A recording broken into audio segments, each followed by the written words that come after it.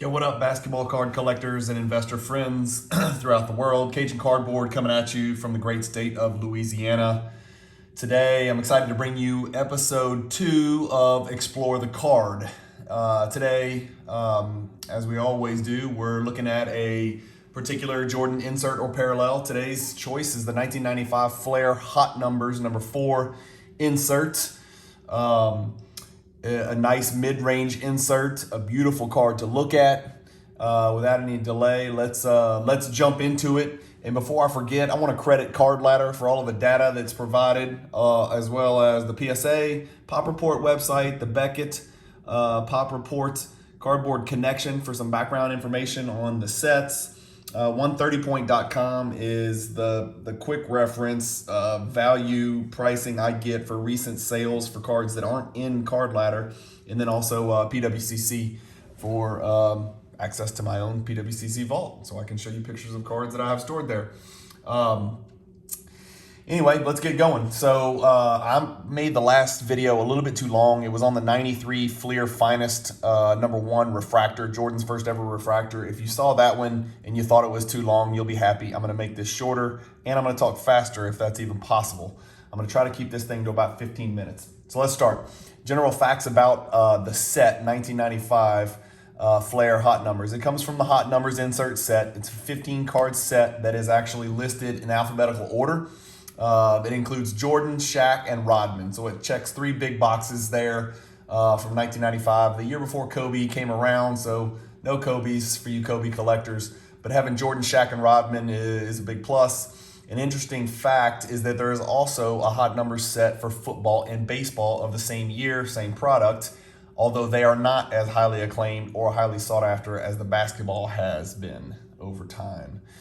10 of the 15 players included in the basketball Hot Numbers insert set are actually Hall of Famers. So 2/3 are Hall of Famers. That's a pretty good number. That's a pretty good reason to collect the set in and of itself. A lot of people now are starting to pair cards together and display sets on social media such as Instagram and Facebook. And I've seen this set put together in PSA 10 condition, and it looks fantastic. It is really good looking. For whatever reason, when Card Ladder takes great pictures, PWCC takes amazing pictures, but for whatever reason, even though this card is super bright and colorful, it comes across as dull in pictures, and I don't know why or how to fix it. So forgive me. This is as good as the picture is going to get. The Jordan, the Hot Numbers inserts were, like we said, 15 players in the set. The inserts were inserted into 1995 Flair Series 1, or first series packs. And pack odds are 1 in 36 packs. There's 15 players in the set. Therefore, the Jordan insert is 1 in 540 pack odds. These cards, and this is where we get a little off track here, these cards have what's called a lenticular coating, which gives them a 3D effect. I can attest to this fact that the surface is textured. It's different. It's not chromium. It's not paper. It's not like those. It is absolutely different. That is a fact. I've held a raw one in my hand. I recently submitted a raw one, and to my delight, it came back a PSA 10. I sold it because it was a duplicate. I have a PSA 10 in my collection already, but I can attest to the lenticular characteristics of it. For those of you who want to make sure I'm pronouncing this right, here you go from dictionary.com. Lenticular. That's how she pronounces it, so that's how I'm going to pronounce it. Lenticular. One more time. Okay. Lenticular is defined as of or relating to a lens. Also, it can be defined as biconvex or convexo-convex. I don't know what any of that means. Somebody a lot smarter than me can maybe explain that, but just in case you wanted to know. In the background of this card, you'll see Jordan in his red uniform on the front. On his back, on the back, he is in his white Bulls home uniform. The background is an assortment of words and numbers. I tried to make sense of them. They don't particularly apply to Jordan, to the best of my knowledge. And Jordan's in his post-up position, sort of protecting his dribble. He's either ushering the ball up the floor or probably about to lean in, get some contact, and then break out into his famous baseline fadeaway, which was unguardable and uncontestable. Let's not waste any time. Let's get into the details, okay? So I'm gonna move this over here so you guys can see it. Here is what some of you guys like to screenshot. So this is sort of, and forgive my camera work here, I'm a novice. But here's what some of you guys like to screenshot. You got the grades, okay? And so this one actually, I've got BGS 10 up here because there are 15 of them. 618 have been graded by BGS.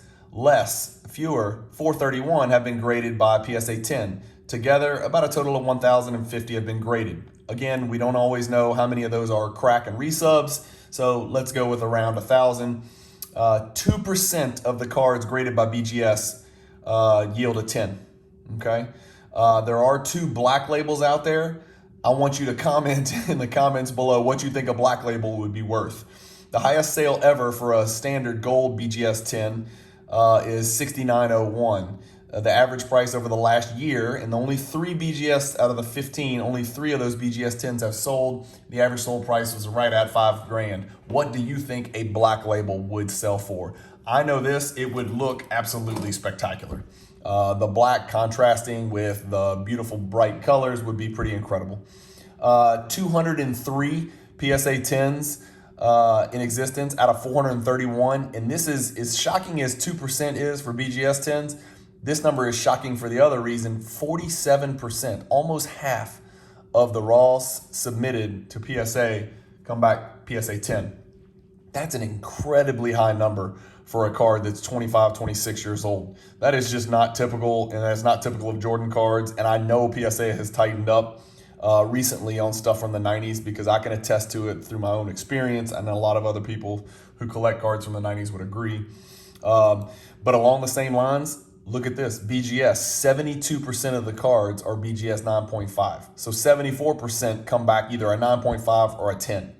That's nuts. 445 is a really high pop for BGS 9.5. So between the 2 gems, PSA and BGS, you're talking about 648 population.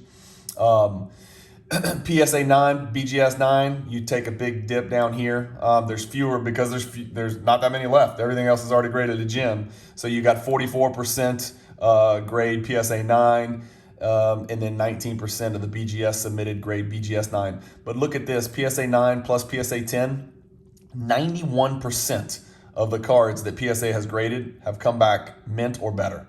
That's a really eye-popping number. That is just definitely not typical. And let me tell you why that's the case. It's because this card is indestructible, and it is because of that lenticular coating. There is no question about it. It's a tank. This card, you've heard condition sensitive throughout the years. This card is condition insensitive. It does not care. It maintains its condition very well, and that's why so many of these cards grade at such a great level.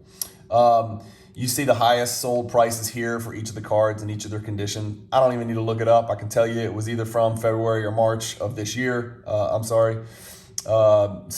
then right next to it, the most recent sold price in each grade. What you'll notice here, and this is the one potential arbitrage from an investor standpoint, you see very few BGS 10s sell because there are very few. There's only 15. There's 203 PSA 10s. That is a lot more than 15. But the PSA 10 last sold $27.50, and the BGS 10 last sold $33.67. That's not a big difference. It's almost worth paying that premium to go get the significantly more rare BGS 10 for $600 more.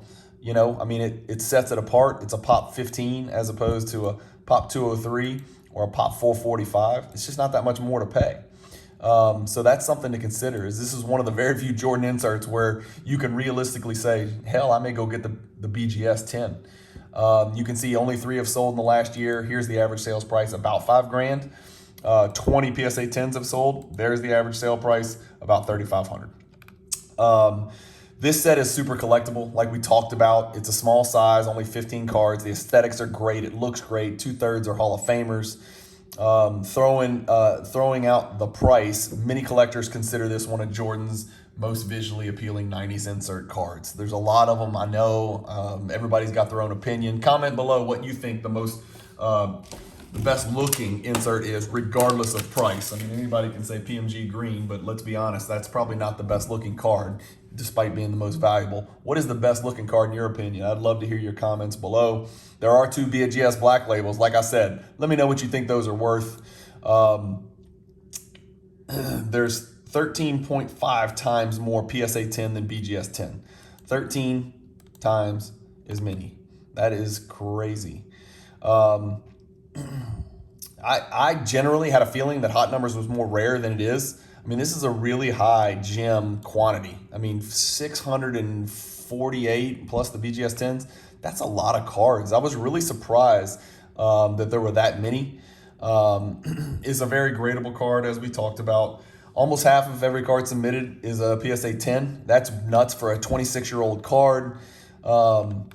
Let's keep going. We've talked about all this. And here's my thoughts on the matter. This card is a relatively high pop for a Jordan insert in the mid-range value of about $3,500. I think that the appearance and unique qualities of the card and just the fact that people want this card in their collection outweighs the high gem rate. And so even though there's a high gem rate, the card still maintains a pretty medium-sized value in PSA 10 of $3,500. That's a pretty good chunk of change for a card where there's that many. The scarcity is not that great, and it's got moderate pack odds. 1 in 540 is not that crazy by Jordan standards from the 90s. Talking about my PC, what I would do and what I think about the card, I personally own just the one. I am more likely to buy another one than I am to sell one, although I'm not planning on doing either. I just sold a PSA 10, like I told you, because it was a duplicate that I submitted raw from a collection I bought. It came back a 10. I'd probably consider a BGS 10. There's a couple on eBay right now. If I could get it for about $500 more than my PSA 10 is worth, I'd consider a BGS 10. I don't have very many BGS 10 cards in my collection. And to jump into this world where there's only 15 of them, it might make sense for $500 because I can just go turn around right behind it and sell the PSA 10. That might make sense. I typically don't buy the grade, I buy the card. And as long as I have a gem, I'm pretty content. And so I'm probably content to just sit tight for now unless a great deal comes along on a BGS 10. This card falls into the mid-range price value for a Jordan insert, in my opinion. You know, something in the $2,500 to $5,000, $6,000 range. I consider that about mid-range inserts for Jordan in the PSA 10, in the PSA 10 category. So some examples of inserts with a similar market value are the net assets, the warp speed, the beam team, and I'll go show you a couple from my in my vault. You know, here's some of the cards that are kind of around the same price range. There's the hot numbers, and so right below it, you'll see the 93 beam team. You'll see the Living Legends is actually probably worth a little bit more. Then you've got your net assets, which a lot of people are going to be familiar with. Then you're talking about your warp speed, one of my favorites. And then also your beam team, PSA 10, 1995 die cut. All of those cards are about in the same category. About the same category. If you want to take a look real quick at what this card in PSA 10 conditions done over the last 2 years, like most cards, you'll see this big spike. But what I keep saying, and I know a lot of people have this theory, if you kind of just cut out the year, 2020, you just kind of cut out that spike that we all went through where you can't rely on any of these grades, you can see sort of a steady growth in the value of the card to the most recent sold. If you could only just kind of make those 9 months disappear. Anyway, that's, pull this up again. That's kind of my take on it. So unlike the 93 finest refractor where your hands are sort of tied, finding a PSA 10 is going to cost you an arm and a leg. I mean, it becomes a massive, massive card. That's a kind of a card, the finest refractor, I'm really content to have in a 9. I think a lot of collectors are content to have it in a BGS 9 or a PSA 9 because the 9.5 or the PSA 10 is so out of reach. Unlike those, this is a card you probably need to go get in a BGS 9.5 or a PSA 10 if you want to put together a quality Jordan collection. Like I said, it's an insert that everybody should have. And the premium to grab the 9.5 or the PSA 10 over the PSA 9 or BGS 9 is not that great. On my Cajun Cardboard scale of Jordan card relevance, I think this card's a 5 out of 10 for a couple reasons. Number one, it's not that pricey. Number two, it's definitely not that rare. Number three, it grades real easily. Number four, you can always go get it. So at any given time, you're always going to be able to go find a hot numbers in gem condition on some sales platform. eBay's always got a BGS 9.5 or a PSA 10 hot numbers. So for that reason, I put this as maybe a 5 out of 10 for Jordan collectors as far as, you know, how badly you need to get this card in gem condition and put it in your collection. And that's it, guys. Those are my thoughts. Let me know what you think. If you like the video, I just went over the 15 minutes. That was my goal. I came so close, but I still ramble. I did try to talk a little faster. I hope you can understand what I'm saying. I am from Louisiana. If you don't mind, do me a huge favor. If you like this video, I'll have another episode coming out next week. There's going to be a Explore the Card episode coming out every week as a tribute to the old House of Jordans, which is what got me into the Jordan market in the first place. Chris and Christina and Josh, well, not Josh, but Chris and Christina and Stiff Arm Wax and Brian, the guys that used to talk about Jordan cards. I reminisce and I'm nostalgic about listening to those episodes. So I'm trying to kind of take the ball and run with it and add a little, more in-depth data to it, since I'm a little, I lean towards the data nerd side on this Jordan collection that I've put together. Do me a favor and like the video if you like it. Subscribe if you don't mind, if you want to hear more content. Stay tuned. I just last week released my first episode of Basketball Card Battles, where we compare two like-priced options, and you get to choose which one you think is a better short and long-term investment. If you don't mind, hit the bell icon and ask for all notifications so you know when I do drop the next episode of Explore the Card or Basketball Card Battles or some other video that I just produce on a whim. Anyway, I appreciate you guys listening to me. If you're not following me on Instagram or Facebook, please do so. It's under Cajun Cardboard, just like the YouTube channel name. And peace, guys. Hope you enjoyed the video. Thanks.